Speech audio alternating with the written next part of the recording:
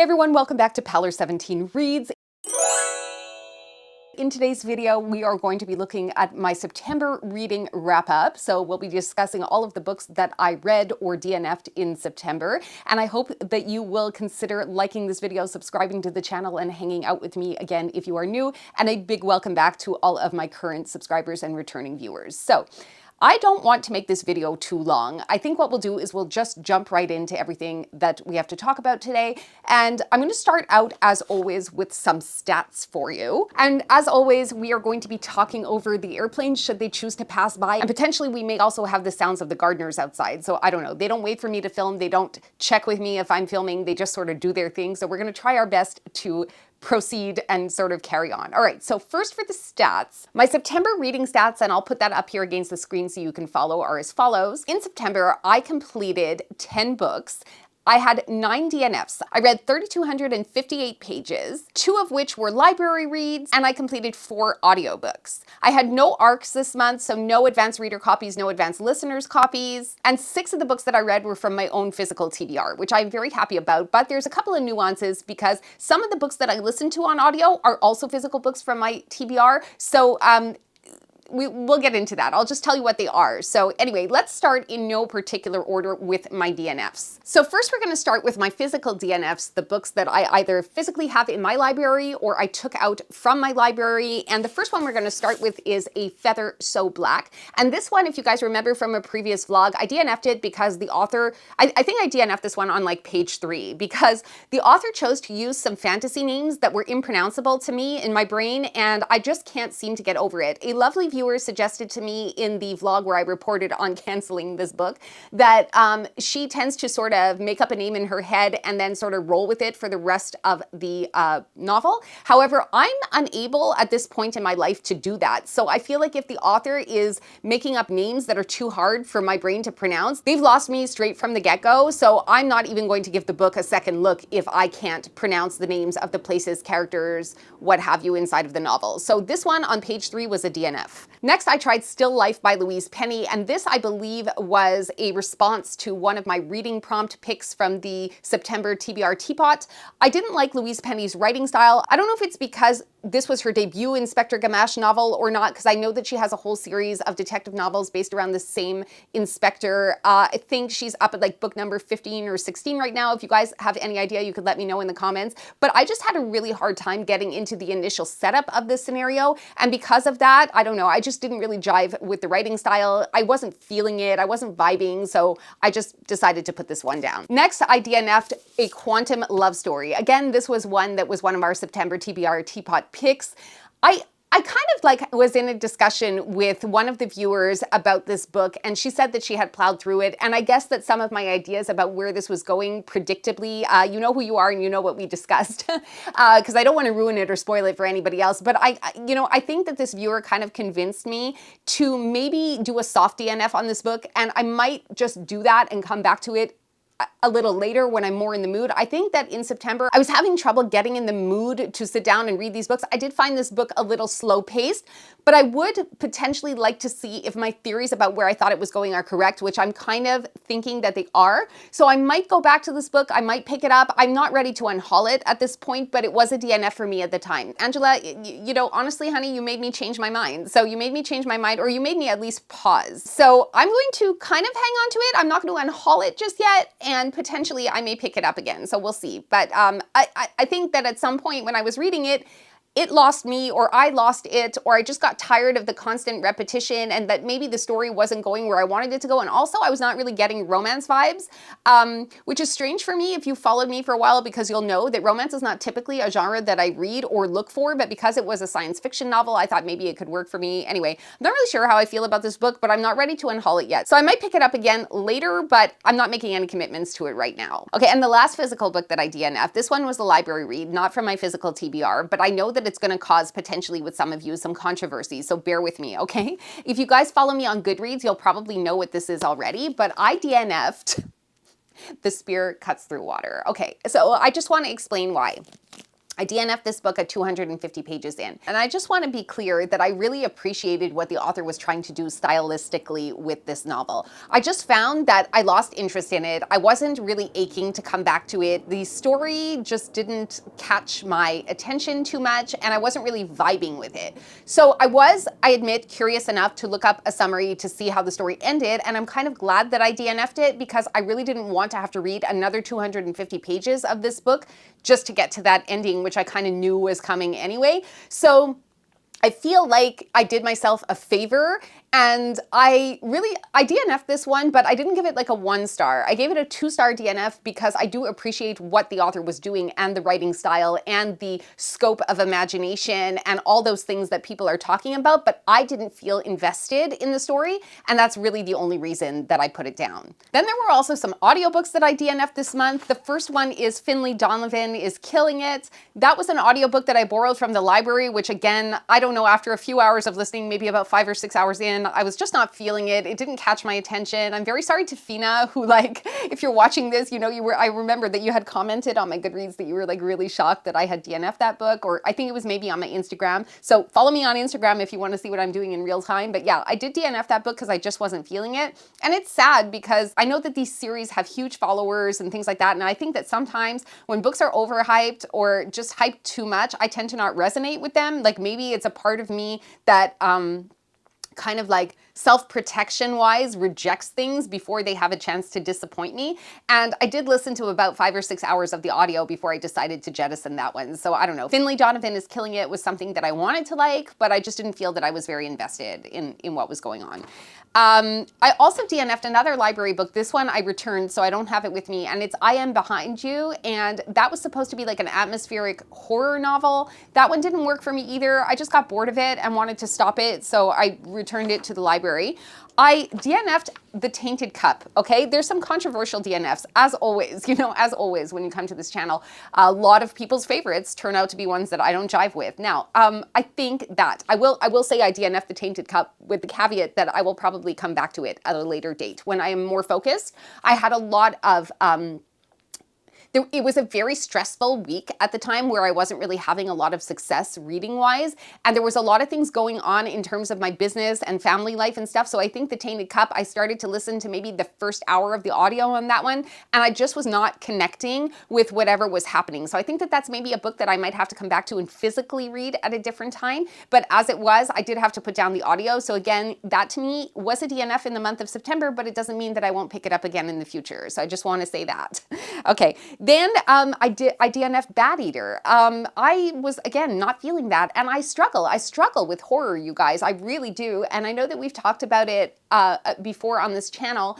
I know we've talked about it before, and I still am struggling to find the type of horror books that I enjoy, and I'm still potentially in denial about the fact that maybe horror is just not my genre anymore, because there's so many horror books that are out there, and they touch upon so many different types of feels, you know, when you're in them. Like some are psychological, some are gory, some are, I think I found a video about that at some point, which if I can find it again, I'll link to it in the description, but it's not coming to mind right now as I'm recording. But I know that somebody was talking about, maybe it was Willow of Willow Talks Books, all the different horror genres or subgenres of horror books that exist out there. And because of that video, I kind of didn't want to give up on the horror genre just yet, because I thought, okay, maybe it's me and I'm just picking all the wrong books. But I like a book that will give me shivers. Maybe psychological horror is more what I'm looking for. So if you guys have any suggestions about psychological horror stories that don't come in with a Hail Mary at the last minute and just a quick, easy ending that is like a monster or an alien or an act of God or something, like I want the author to be responsible for the planning and execution of their horror novels. I don't want it to be like some sort of, you know, thing that, I don't know, there's a term for it, that comes in and like quickly wraps up the story in the last minute and you're supposed to just blindly believe that. And I don't know if I'm making sense, but if you guys understand what I mean, if you have horror suggestions where the author is accountable for how the story ends, let me know in the comments below and I will take your suggestions and I'll look into them, because I am not ready to give up on the horror genre just yet. I want to see if I can find some that will do it for me.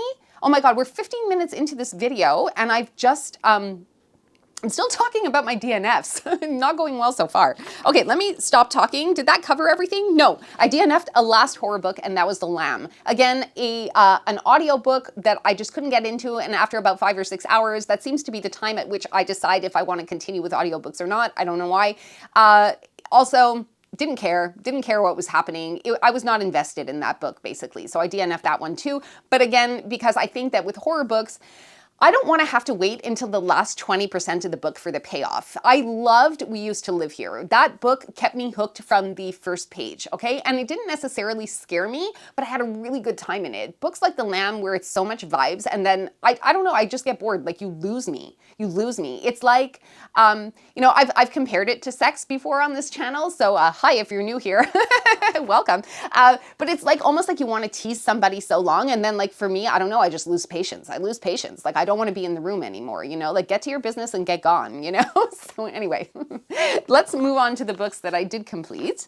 I'm just going to look at my list here, okay? So I don't get too off track with you guys, but the first book that I did complete is Unbearable Lightness by Portia de Rossi. This is a really old book. This was published in 2010, if I'm not mistaken, and I really enjoyed it while I was in the book. But then after I had rated it, I think I rated it like 3 stars, potentially 4 stars. I don't know. I'll put it across the screen because I really don't remember at this point, and my notes were really sparse this morning because I just needed to sit down and film for you guys before I start, you know, with the rest of my day and my week and stuff. But I had read some of the other people's reviews of this book on Goodreads after I had completed it, and I want to say that somebody made a very good point about, like I was saying, in my thoughts of it, I was like, wow, this is like a real struggle. Like, I had no idea that on Ally McBeal and throughout her whole career, she was struggling with anorexia and bulimia and all kinds of eating disorders. And I had originally felt a very great sense of empathy towards this actress, but I also didn't notice as I was reading this book that it kind of reads, as one of the Goodreads reviewers pointed out, and I'll see if I can find it and I will let you guys know if you want to go check out the review. But basically she said that it like reads like a guide, like a how-to guide on how to become anorexic. And I can't say I disagree. I can't say I disagree. It's not my original thought. Again, when I read it, I was completely enraptured with it. I was following Portia's journey. I was wondering how somebody could muster up the energy on 300 calories a day to run for an hour on her lunch hour. So I kind of like had maybe problems with the math of it, and somebody that could go from being 160 pounds to 82 pounds and then back up to 130 pounds. So there was like a lot of yo-yoing here, which I found the struggle was like interesting to read about and to know what was going on in her head at the time. But I would be remiss if I said, or if I didn't acknowledge the fact that yes, this kind of does read like a how-to of becoming anorexic. So that's something I do want to point out. And yeah, definitely trigger warnings on this one if you're thinking about picking it up. Next, I read Annihilation by Jeff Vandermeer. This is the first installment. I think this series has 4 books in the Area X series. I really enjoyed this one. I tried to listen to the second one. I can't remember what the name of it was on audio. But again, I don't think I was having a very successful beginning half of the month of September on audio. I think there were just too many things going on in my life, what with all of the changes, you know, in like shipping problems that I was having. I vlogged about it, so I won't get into it here, but there were too many issues that I was dealing with at the time. So I tried to listen to the audio, which was the second one following this, and I couldn't really get into it. So I think that I'm going to leave it at Annihilation. I watched the movie. It was a super disappointment, nothing like the book. So, but anyway, I don't think I'm going to be continuing with this series, but I do like this one. So it's not going to be a DNF or an unhaul. I'm going to hang on to it for a while. This one I'm actually really excited to talk to you about. This one here is Retribution Falls by Chris Wooding. Now, I know, if you guys were here last month and you remember me really slamming The Ember Blade, which is by the same author, but this one here is a steampunk sci-fi. The Ember Blade was meant to be a Lord of the Rings-esque epic fantasy buddy, like Frodo and Sam type of thing, but it just was not, it was not doing it for me. And it does have a sequel, The Shadow Casket, I think, which is already out. But of course, I was so bored by The Ember Blade. I gave it 2 stars, and that was only because I finished it. But it was such a boring book. You guys, I'll leave an info card. If you guys want to see more about me talking about this book in August, you guys can go check that out if you're new here or missed that video. But basically, you would think that because I disliked that book so much that I would never want to pick up another Chris Wooding again. But the thing is that again, this book came very highly recommended by Willow of Willow Talks Books. And also when I went to the reviews on Goodreads about this book, people, or I should say the Goodreads reviews about the Ember Blade, people were saying how they were super disappointed with the Ember Blade and they couldn't believe it was the same author. So I said, you know what, I've got to try this and make the decision for myself, because if they're saying the same thing as I'm low-key feeling, that the Ember Blade was kind of and the Ketty J series, because this is a series of 4 books, which I actually bought all 4 of them because I went to the library and I took out Retribution Falls from my library. I read 176 pages, fell in love, and just bought the books. You know, the rest is history, right? So I did end up finishing this. This is kind of about a group of pirates, I guess. I don't know if you would call them pirates, but I find that I'm having a really hard time explaining this to you guys. So I'm just going to cut out everything I recorded before and I'm going to read to you guys what's on the back of the book and why you guys should read it. Okay. Darian Frey is the roguish captain of the Ketty J and leader of a small and highly dysfunctional group of layabouts. Frey and his gang run contraband, rob airships, and generally make a nuisance of themselves, all the while avoiding the coalition Navy frigates. A hot tip on a cargo freighter seems like a great chance for a simple heist, but when the robbery goes awry and the freighter explodes, Frey suddenly finds himself public enemy #1 with both the coalition Navy and hired bounty hunters after him. But Frey knows something they don't. That freighter was rigged to explode, and Frey's been framed to take the fall. To prove his innocence, he'll have to catch the real culprit, surviving gunfights and facing down liars and lovers, dukes and demons along the way. It's going to take all his criminal talents to prove he's not the criminal they think he is. And it's so good, you guys. It's so good. It's not at all like the disappointment that was the Ember Blade. So if you guys want a rollicking good time, full of action, fast pace, you're not bored. I think that the beat and pacing of this book was extremely well done. So I am very much looking forward to continuing on this series. It's not going to be for October because we've already picked some October reads and I have a pretty full roster for October, and also there's going to be mood reading, but I think I'm going to let this one sit and stew for a little bit in my brain before I hop into the next one. But this was definitely not a mistake and I highly recommend it. Next, I read an audiobook called Death by a Thousand Cuts. Now this one was a short story collection written by an Indian author and following a whole bunch of different Indian women as they navigate life scenarios. And some of them are really harrowing and some of them are very shocking, like how deeply someone will stoop or sort of suspend their own values and self-respect in order to please people that are around them because of societal pressures, family pressures, things like that. So I had a really good time with this one. It is a book that I may re-listen to again at some point, and I would highly recommend it for people that are fans of anthologies, or if you want to read more about the struggles of Indian women who are based in North America, like Canada or the USA, because that's where the setting takes place for most of these stories. And it will deal with issues like hair loss or arranged marriages and various other, online dating, beauty issues, all that kind of jazz. And I think that my review is not doing it justice, but trust me when I say that it is absolutely worth your time. And the audio is fantastic. So if you're going to do it, opt for audio. If your library has it, you will not regret it. Okay. This one is kind of a cheat read, okay? So I have a physical copy of The Midnight Library, but I actually did this book on audio because my schedule was supercharged. I didn't really have a lot of time to physically read in the month of September, so I tended to do like more audiobooks than I may have done, but I liked it. I mean, this was okay. I don't regret spending my time in this book. It is, I mean, I can understand how people might feel that it's a little bit preachy. I kind of got that feeling, but I was able to look past it. But essentially, it is a time travel story about a woman who spends time in a library and gets a chance to relive her life with different consequences. It's one of those books that you come across it a lot when you're dealing with time travel stories about different timelines and what your life could look like if you made different choices here and there. So if that's the kind of book that you guys are interested in, I think that you'll really enjoy this one. I enjoyed it. I would read more Matt Haig. Is it a 5-star book for me? Certainly not, but it's a solid 3, and I could see myself unhauling it eventually. Like, it's not a book that I really need to hang on to, but I would recommend that people read it because like Emma Straub's This Time Tomorrow, where you get to explore what somebody's life would be like if they made different choices or had different outcomes. Midnight Library is going to give you that. There's not really much else to say. So yeah, I mean, I recommend it, but I probably will eventually unhaul it. The next book I want to talk to you guys about is Projections, and this is by S.E. Porter. And this, again, was one of the September TBR Teapot pulls. I'm not sure I can't remember the prompt that I got for this one. Oh yeah, I always forget. It was a story that was a revenge story. Oh, the dust jacket is like falling out. Okay, so we wanted to look at a revenge story. And yes, this is a revenge story for sure. So you have Catherine, who's on the cover, who basically is dead on the first page of the story. And you find out straight away that her childhood best friend, who's been in love with her for her entire life and his entire life, has just murdered her and left her body on the banks under a bridge of some 19th century New York riverbank or something like that. And so Catherine has been sort of tethered to Gus by some sort of magic, like he's a sorcerer of sorts. Okay, I'm not doing a very good job explaining this. Basically, it's a story of unrequited love. And the fact that Gus kills Catherine prompts Catherine towards revenge.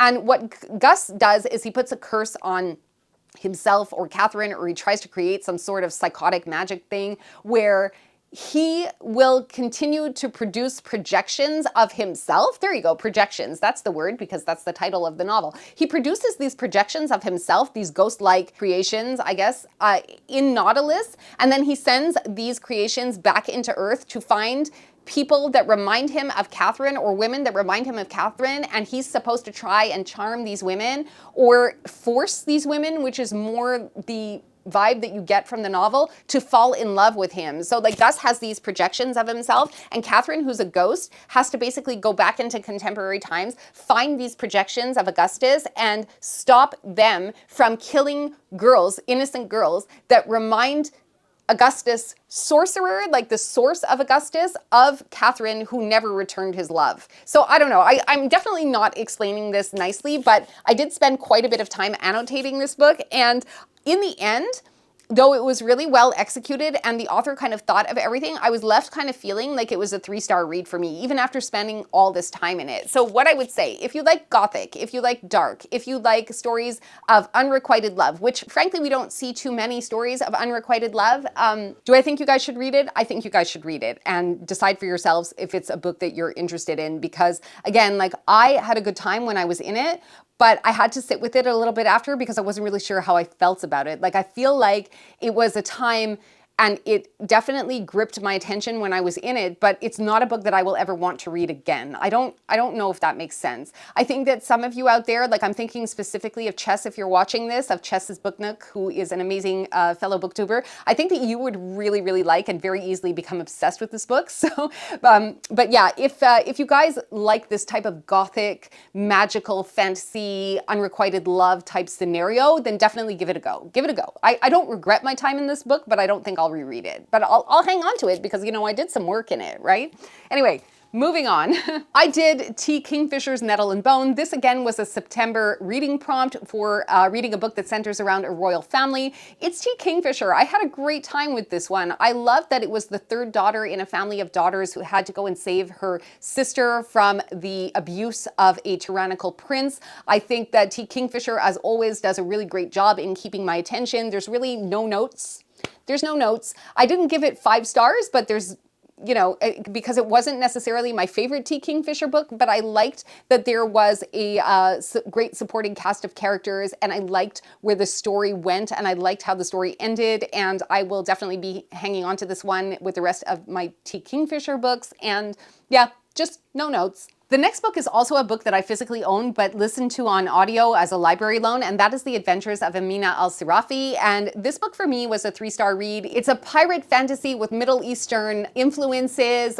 Amina is a 40-something-year-old protagonist who has a daughter who's very young, and she basically is called upon this mission to help find the missing daughter of an influential lady who is in their community, who basically has a lot of pull, a lot of power, a lot of money, and can be trouble for Amina, or additionally provide her, if she successfully completes this mission, with enough money that she will not have to work again. And she's kind of thinking about her daughter throughout all this, and she kind of goes on this adventure to find the missing girl, and we follow her through this.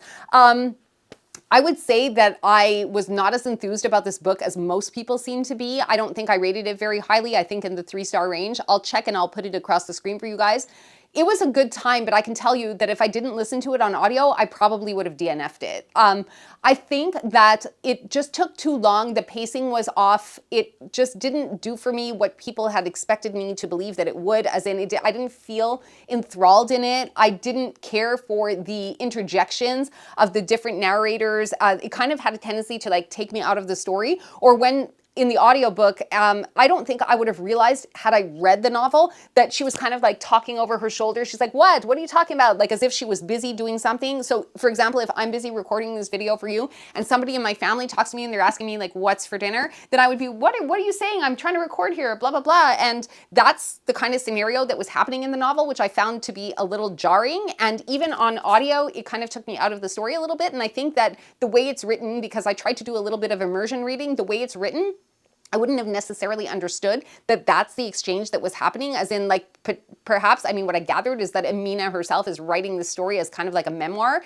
and she keeps like turning around, talking to the people behind her and then coming back to her script. And I found that kind of off-putting. I mean, I understand what the author was trying to do to sort of inject a little bit of personality into the story, which I totally get and totally respect, but I found it jarring. And had I not been listening to this on audio, I can pretty much guarantee this would have been a DNF for me too, because it was just too like, I don't know. I just was not vibing. I was not vibing with this one, and I wanted to, and I'm not really sure what about it made me not vibe. But it wasn't a problem with the audio, you know? So like I'm looking at it and I'm thinking to myself, in terms of her going on her adventure and setting out to accomplish what she's meant to do in the main plot of the novel, that sort of linear adventure is executed as you might expect it to be. So I don't know, I was kind of mid with this one. I expected it to sweep me off of my feet. It didn't, and maybe that's why I'm kind of sitting here, you know, hoping that you won't unsubscribe. Leaving Time by Jodi Picoult. This is a book that I did on audio as well. It was a library loan. This one made me an armchair elephantologist. I am so good at elephants right now, you guys. Okay, this one is a bit of an older novel. I think, I want to say that it was released in like 2010 or something. I'll put the year across the screen for you guys because I'm probably wrong about that.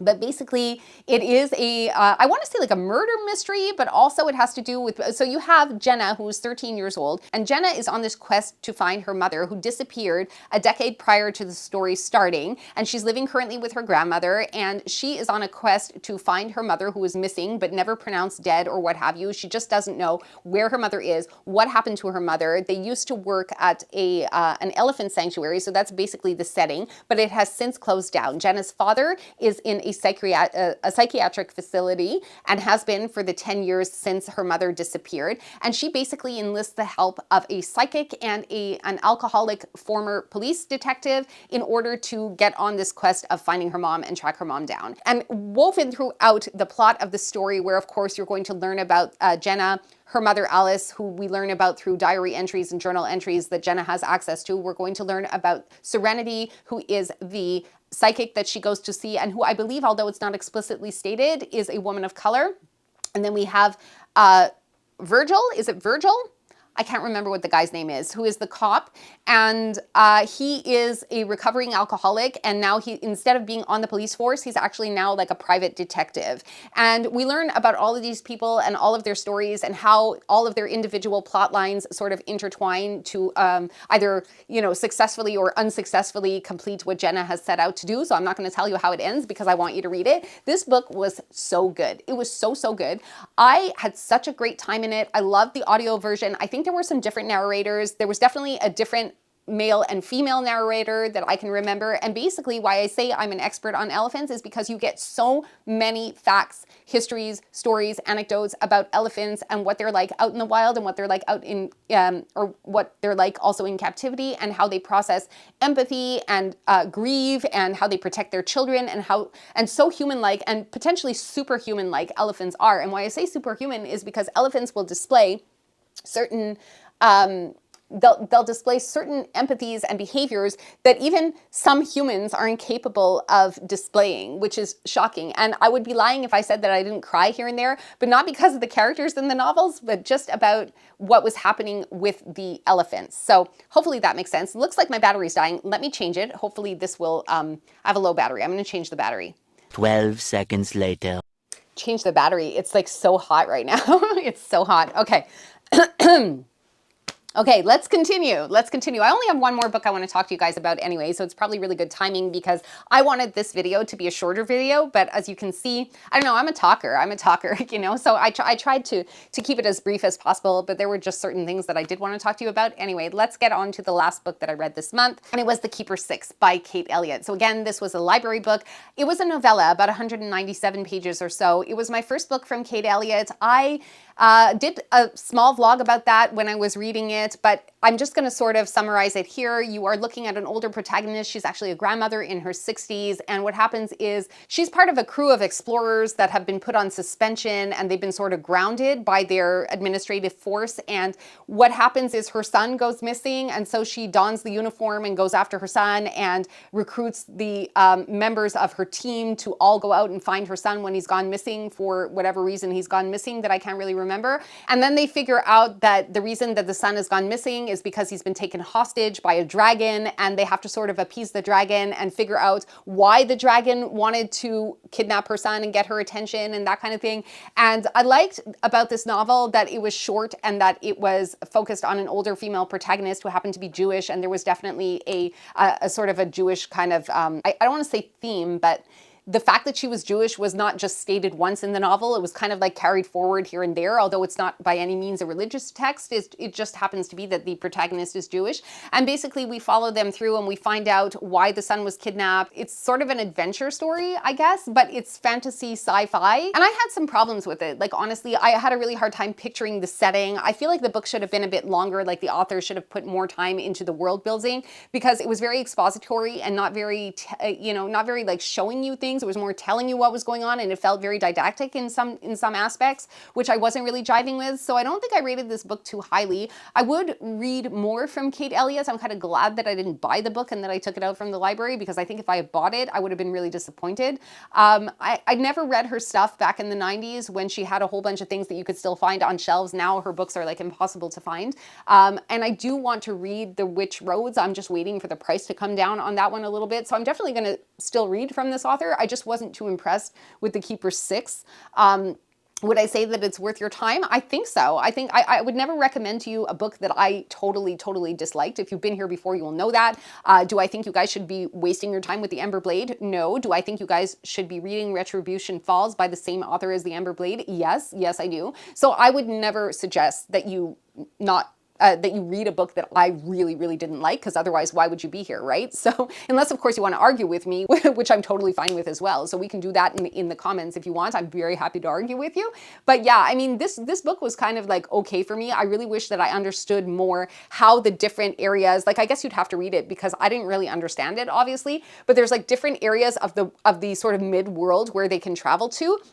But what I couldn't understand was how those worlds connected, or how those land masses or like places connected to one another. It was very confusing for me. I have no desire to reread this novel. So if you want to talk to me about it, if you've read this novel, if you want to explain to me, like the simpleton that I am, what it is that I didn't understand with the world building, like the physical placement of the different places that they were going in this novel, which I cannot wrap my head around. I feel like the author didn't do a good job explaining it, or maybe it's a problem with me. I don't know. But anyway, that is going to be it for the September wrap up. There's one book that I'm in the middle of that I tried to get to in September, which is Alone on the Ice. I just couldn't get through it this month. I had too much going on, so it's still on my end table. I'm still in the process of reading it. I just don't know when I'm going to get around to finishing it or not. So that's pretty much it. So I want to thank you so much if you come to hang out with me today throughout all this noise and all of this jargon.